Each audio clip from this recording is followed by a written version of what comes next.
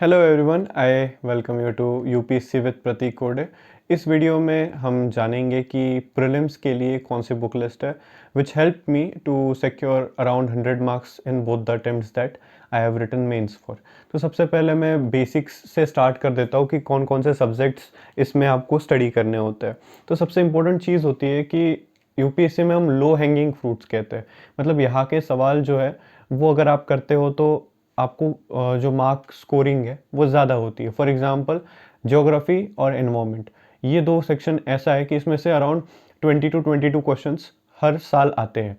तो इस सवाल जो है ये इतने डिफ़िकल्ट नहीं होते, आप आराम से उसमें से 18 to 20 क्वेश्चंस सही अटेम्प्ट कर सकते हो। सेकंड सबसे इम्पोर्टेंट होता है पॉलिटी। पॉलिटी में भी 15 से लेके 20 क्वेश्चंस हर साल आते हैं। And most important cheese polity के बारे में ये है कि आप जब एक बार पॉलिटी पढ़ लेते हो या फिर मतलब समझ लेते हो मोस्ट इम्पोर्टेंटली, उसके बाद आपको ज़रूरत नहीं पड़ती है पॉलिटी को बार बार पढ़ने की। जो टॉपिक करंट अफेयर्स में है, जैसे मान लीजिए कि एमपी लाइड करंट अफेयर में है या फिर सीबीआई करंट अफेयर में या यूपीएससी करंट अफेयर में, तो कोई भी अगर ऐसा इंस्टीट्यूशन है करंट अफेयर में तो आप उसको डायरेक्टली पॉलिटी से रिलेट कर सकते हो। अगर चीफ मिनिस्टर का ऑफिस है या फिर गवर्नर का ऑफिस है तो एकदम बेसिक सी चीज़ होती है। और उसमें से एक बेस्ट चीज़ पॉलिटी के बारे में ये होती है कि आप उसमें से 100% स्कोर कर सकते हो, and that is the best part of it. So polity, geography and environment, ये तीन चीज़ें होती है जो सबसे इंपॉर्टेंट होती है यूपीएससी की जर्नी में। तो मैं सबसे पहले बता दूंगा कि आपको रिसोर्सेज कौन कौन से यूज़ करने हैं। सबसे पहले हम स्टार्ट करते हैं एनवायरनमेंट पे। तो एनवायरनमेंट में जैसे आप सबको पता है Shankar IAS is a good book. उसके अलावा अगर आप कोई भी रेफ़र करना चाहते हो तो वाजीराम का येलो बुक है, आप उसको रेफ़र कर सकते हो, या फिर ओनली आईएएस का प्रहार का एक मटेरियल आता है वो यूज़ कर सकते हो। बट शंकर आईएएस में बहुत सारे डिटेल्स ऑलरेडी होती है तो आपको ज़रूरत नहीं पड़ती है बाकी सारी चीज़ों पे जाने की। सेकंड चीज़ पे आते हैं ज्योग्राफी। तो यूपीएससी में जो ज्योग्राफी पूछते हैं उसमें सबसे बेसिक चीज़ पूछते हैं, ठीक है। एक तो करंट अफेयर रिलेटेड होगा कोई ना कोई इवेंट, एक, और दूसरी चीज़ होती है कि आपको एनसीईआरटी करनी है 11th क्लास की और 12th क्लास की। उसके साथ आपको ये बुक है, ठीक है, जीसी लियोंग का certificate physical and human geography. तो ये जो बुक है जीसी लियोंग का, ये बुक आपको पढ़ना है, पूरा नहीं पढ़ना है, जिसमें इसमें जो बेसिक बेसिक टॉपिक्स है आप एक दो बार पढ़ लीजिए। अगर इसको टोटल भी देख ले तो 200 पेज है, बट अगर A4 साइज में करेंगे तो this is not even 100 pages. तो आप एक दिन में इस कॉपी को आराम से ख़त्म कर सकते हैं। आराम से बैठिए, एक एक टर्मिनोलॉजी देखिए, जैसे कि यहाँ पे हाईलाइटेड है, आप रखिए कि कौन कौन सी चीज़ है जो इंपॉर्टेंट है, आप मार्क कर लीजिए प्रीलिम्स एंड मेंस दोनों के लिए। So this is the most important चीज़। इसके बाद 11th एंड 12th की एनसीईआरटी याद रखनी है, करना ही है। नेक्स्ट टॉपिक हमारे आते हैं पॉलिटी पे। तो जैसे मैंने बताया था पॉलिटी सबसे इम्पोर्टेंट टॉपिक में से एक होता है। उसके लिए एक बुक है, ठीक है, एम लक्ष्मीकांत। बेसिक ऐसा होता है कि जो स्टूडेंट्स होते हैं नए आए हुए हैं, अब उनको बेयर एक्ट होता है या कोई और भी कॉपीज़ है, आप रेफ़र कर सकते हो, बहुत सारे मटेरियल है। But Laxmikanth is a simple material, बहुत सिंपल है, आपके क्वेश्चन भी बनते हैं इसमें से। आपको बस इसको करंट अफेयर्स जो भी आप न्यूज़ पेपर फॉलो कर रहे हो या कोई मैगजीन फॉलो कर रहे हो उसके साथ इसको बस आपने अटैच कर देना है।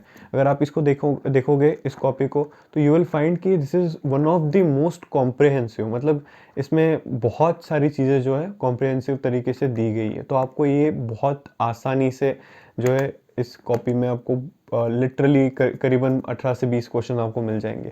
सो this is how you are going to clear at least 40 questions आपने इसमें कर लिए। अब नेक्स्ट टॉपिक आता है इकोनॉमी का। मोस्टली बच्चे जो होते हैं वो इकोनॉमी को अवॉइड कर देते हैं। इसका रीज़न ये है कि उनको ऐसा लगता है कि नहीं हो पाएगा या डिफ़िकल्ट है। बट अगर आप क्वेश्चन देखोगे पिछले साल के तो आपको नोटिस आप ये करोगे कि इकोनॉमी में से सबसे ईजी क्वेश्चंस इकोनॉमी में से आते हैं। कोई टर्मिनोलॉजी पूछ ली या किसी चीज़ का फुल फॉर्म पूछ लिया, जैसे पी नोट का फुल फॉर्म पूछ लिया, so you know this is something, या रेपो रेट के बारे में पूछ रहा है, रिवर्स रेपो रेट के बारे में पूछ रहा है, बैंक रेट अभी न्यूज़ पे था शायद उसको पूछ ले, या स्वाप अग्रीमेंट जो भी है, करेंसी अभी ऊपर नीचे हो रही है, इंडियन रुपी नीचे गिर रहा है ना। तो ये सारी चीज़ें इकोनॉमी में है, करंट अफेयर से रिलेटेड है। तो इसके लिए कौन सी जो मटेरियल आपको रेफर करना है, आई टेल यू कि एक संजीव वर्मा का किताब होता है, एकदम छोटा सा होता है, पतला सा, उसको पढ़िए। बट वो मेजोरिटीली मेंस वगैरह के लिए छोटी सी इफेक्टिव होती है, प्रीलिम्स के लिए नहीं होता है। तो प्रीलिम्स के लिए आप कोई भी क्लास का इधर गो विथ वाजीराम, या आप ओनली आईएएस का मटेरियल ले लो, या आप mrunal.org, इनका फ्री मटेरियल होता है। इन तीनों का फ्री मटेरियल आपको जो है ऑनलाइन मिल जाता है, ज़ेरॉक्स में मिल जाता है, तो आप वहाँ से ले लो। तो एक चीज़ इसमें क्लियर हो जाती है कि आप जो भी क्वेश्चंस अटेम्प्ट करने वाले हो वो ऑलरेडी कॉपी में है, कॉपी में से आती है, स्टैटिक प्लस करंट अफेयर करते, तो इससे आपके 60 क्वेश्चंस हो जाते हैं। नेक्स्ट है science and tech. Science and tech के लिए आप कोई भी एक मैगजीन उठाइए, उसका साइंस एंड टेक का 365 पीटी 365 उठा लीजिए, उसको कर लीजिए। सवाल अगर आएगा तो उसमें से आएगा, अगर नहीं आएगा तो मार्क माय वर्ड, इंडिया में बहुत कम बच्चे होंगे जिनको आएगा। तो उसमें उस जिस एरिया में हमारी एक्सपर्टीज़ नहीं है उस एरिया में हमने नहीं जाना है। नेक्स्ट आते हैं, जैसे ये मैंने बता दिया, ह्यूमन ज्योग्राफी 12th क्लास की एनसीईआरटी एंड 11th क्लास की 2 एनसीईआरटीज़ है, ऐसे दो एनसीईआरटीज़ आपने करनी है। नेक्स्ट है modern India. Modern India economy के बाद आप इसको सबसे ज़्यादा वेटेज दे सकते हो। इसके लिए आई रिकमेंड कि आप स्पेक्ट्रम करो। स्पेक्ट्रम का एक सिंपल रीज़न है, ये कभी भी आप पॉकेट में कैरी कर सकते हो, एंड इसमें लिटरली 800 पेजेस है, but to be very honest आप इसको एटलीस्ट अगर सेकंड टाइम रिवाइज कर रहे हो तो एक दिन के अंदर आराम से हो जाता है, और अगर फर्स्ट टाइम रीड कर रहे हो तो चार दिन मैक्स हो जाता है कि आप इसको आराम से कर लेंगे। सो ये मेंस के लिए बहुत ज़्यादा इफेक्टिव होता है। ये जब मैंने मेंस लिखी थी लास्ट ईयर तब आई रियलाइज कि this is really good book. तो कोशिश करिए कि ये बुक आपके जो है वार्डरोब में हो। उसके बाद this is one of the most important thing, Atlas. Atlas में आप जानते हो सारे मैप्स आपको करने हैं, इंडिया के करने हैं, वर्ल्ड के करने हैं, एंड नए नए प्लेसेस कनेक्ट करने हैं। अगर कोई करंट अफेयर से रिलेटेड चीज़ है तो आपको उसमें लिखनी है।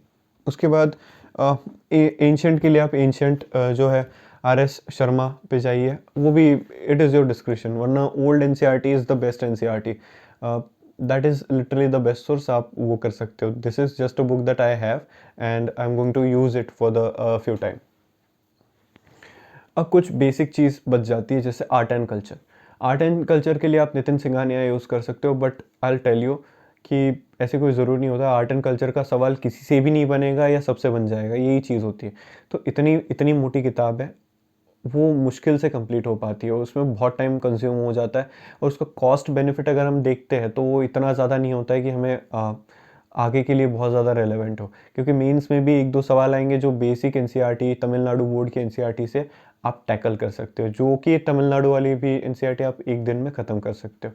देन हमने सबसे पहले we started with environment and geography, polity, economy, modern history. ये 4 चीज़ें ये आपके पिलर्स हैं, ये पिलर्स हैं जो आपको प्रॉब्लम्स क्लियर कर देंगे। और अगर यही 4 पिलर है, अगर आपने इस चीज़ को अगर आपने ध्यान से नहीं दिया तो ये आपको अटका देते हैं। फिर नेक्स्ट स्टेप पे जब आप जाएंगे तो एंशिएंट पे जाएंगे, आर्ट एंड कल्चर और करंट अफेयर। करंट अफेयर्स के लिए मोस्ट इंपॉर्टेंट होता है कि बहुत बच्चे पूछते हैं कि करंट अफेयर्स के लिए सर क्या पढ़ना है। तो करंट अफेयर्स के लिए एक बेसिक कोई भी क्लास का मटेरियल ले लो। आई एम सेइंग कोई भी, इसका रीज़न ये है कि कोई भी क्लास ये नहीं चाहता कि उनके स्टूडेंट्स पीछे रह जाए। Hence I am telling you कि आप कोई भी क्लासेस के मटेरियल लेंगे तो it is going to be beneficial. ऐसा नहीं कि इसमें से सारे आएंगे उसमें से कुछ नहीं आएगा, ऐसे कुछ नहीं होता है। आएगा तो फिर सब में से आएगा या किसी में से नहीं आएगा। तो अगर कोई कोचिंग कह रहा है कि हम में से सारे आ रहे हैं तो इधर दे आर कॉनिंग और they are right, but when they are right everyone else are also right. तो यूपीएससी के बारे में ये बेसिक है। अगर आप इतने just I am telling you the list of basic books जो आपको पढ़ना है, एंड उसके बाद प्रीलिम्स क्रैक करने के लिए सबसे इंपॉर्टेंट चीज़ होती है। आई नो कि बहुत सारे बच्चों ने ये वीडियो एंड तक नहीं देखा होगा, तो आई एम टेलिंग यू कि लास्ट में एक चीज़ बता रहा हूँ मैं आपको, अगर प्रीलिम्स क्लियर करनी है तो ये बुक्स पढ़ भी लेंगे तो भी क्लियर नहीं होने वाली। Revision is the key. Second चीज़ होती है टेस्ट सीरीज़। तो जो भी आपको मार्केट में फ्री टेस्ट सीरीज मिलती है उठा के ले आइए एंड स्टार्ट डूइंग इट। और रिवर्स इंजीनियरिंग जाइए, अगर आपके पास कम टाइम है, अगर इतनी सारी कॉपीज़ रिवीजन नहीं हो रही है तो आप टेस्ट सीरीज सॉल्व करिए, जितने आते हैं उतने करिए, नहीं आते वो भी पढ़िए, जो आते हैं वो भी उसका आंसर पढ़िए। तो उससे जो है आपका स्टैटिक भी कवर होता है, करंट अफेयर्स भी कवर होता है, और आपको एग्ज़ाम ओरिएंटेशन भी आ जाता है। बट मोस्ट इंपॉर्टेंट चीज़ ये रखनी है हमारे बैक ऑफ द माइंड में कि हमने कभी भी गलती से भी जो है फुल लेंथ टेस्ट सीरीज़ है ना, उसमें ये नहीं करना है कि पीछे देख रहे कर रहे। जो आपकी सेक्शनल टेस्ट है उसमें आप जो है आप देख देख के करो शुरुआत में, उसके बाद आप पहले कर लो फिर देखो, एंड देन लास्ट टाइम होता है कि आप लिटरली देखिए और उसके बाद मार्क्स गिने। आई रिकमेंड यू, अगर आपके किसी भी टेस्ट सीरीज़ में, अगर सेक्शन में या फुल लेंथ टेस्ट सीरीज़ में अगर आपके 80 के ऊपर मार्क्स नहीं आ रहे तो कोशिश करिए कि अगर आपकी स्टडी नहीं हुई है तो अटेम्प्ट को बचा ले।